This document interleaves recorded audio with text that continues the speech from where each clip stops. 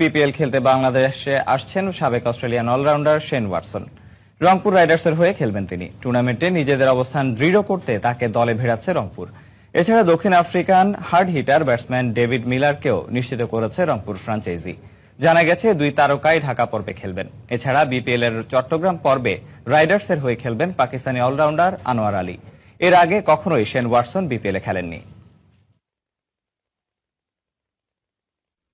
BPL এর চট্টগ্রাম পর্বে রংপুর রাইডার্সে যোগ দিচ্ছেন দক্ষিণ আফ্রিকার ব্যাটসম্যান ডেভিড মিলার ও পাকিস্তানি অলরাউন্ডার আনোয়ার আলী।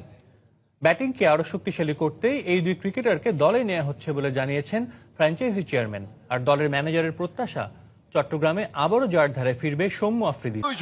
চিটাগং পর্বে 3টি ম্যাচ খেলবে রংপুর। দলের বোলাররা দারুণ ফর্মে থাকলেও ব্যাটসম্যানরা ধারাবাহিক নন, তাই ব্যাটিংকে আরো শক্তিশালী করতে দলে যোগ দিচ্ছেন আরো দুই বিদেশি ক্রিকেটার, দক্ষিণ আফ্রিকার ডেভিড মিলার ও পাকিস্তানের আনোয়ার আলী। আর তাই চট্টগ্রাম পর্বে ঘুরে দাঁড়ানোর দীপ্ত প্রত্যয় রাইডার্সের। দেশি প্লেয়ারদেরকে আমরা বেশি মূল্যায়ন করছি।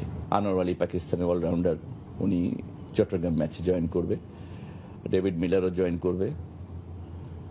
তো আশাবাদী নেক্সট ম্যাচগুলোতে ইনশাল্লাহ প্রতিটা ম্যাচে আমরা জয়ের জন্য খেলবো। পার্টিকুলার ডেতে পারফর্ম করতে হবে। নেক্সট ম্যাচ নিয়ে চিন্তা করছি। আমরা লাস্ট ম্যাচটা খুব ভালো করতে পারিনি। আমরা ফার্স্ট টার্গেট হলো নেক্সট ম্যাচটা দিয়ে আমরা ওভারকাম করা। ফার্স্ট ম্যাচটা ভালো পারফর্ম করে আমরা নেক্সট ম্যাচটা জেতা জানাচ্ছি যে আগামী বিপিএল এ যদি ফ্র্যাঞ্চাইজিদের কাছ থেকেও কিছু রিকভারি করে যদি এই সিস্টেমটা আনা হয়, তো আমার মনে হয় যে জিনিসটা আরো স্মুথ হবে, আরো জনপ্রিয় হবে। বিপিএল শুরুর আগেই রংপুর রাইডার্স ক্রিকেটারদের যথাসময়ে পারিশ্রমিক না পাওয়া নিয়ে দেখা দিয়েছিল অসন্তোষ।